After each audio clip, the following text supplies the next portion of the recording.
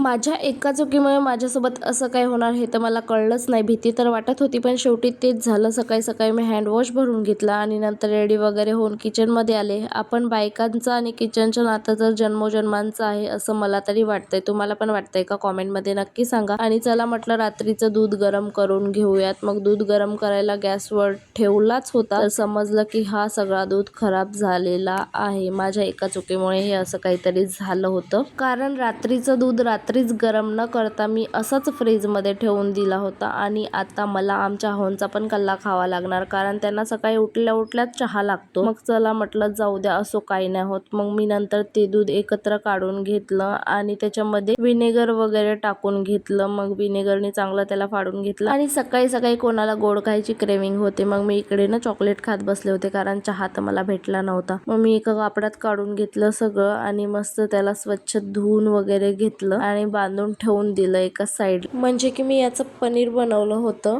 तोपर्यंत मला चहा पण प्यावासा वाटत होतं. मग मी ना ब्लॅक टी बनवली होती. मग मी त्यानंच काम भागवलं कारण आमचे अहो पण उठलेच नव्हते आणि थोड्याच वेळाने हे आमचं कार्टून उठलं होतं. मग मी त्याच्यासोबतच मस्ती करत होती आणि मी असं मसाला वगैरे बनवून अशी पनीरची भुर्जी बनवली होती. खूप टेस्टी लागत होती बरं का. आणि नंतर आम्ही जेवण वगैरे करून थोडंसं बाहेर गेलो कारण थोडंसं काम होतं आणि नंतर मी घरी आल्यावर मला एक पार्सल रिसीव झालं जे की मी तुम्हाला उद्याच्या व्हिडिओमध्ये सांगते. चला मग भेटूया नेक्स्ट व्हिडिओमध्ये. बाय.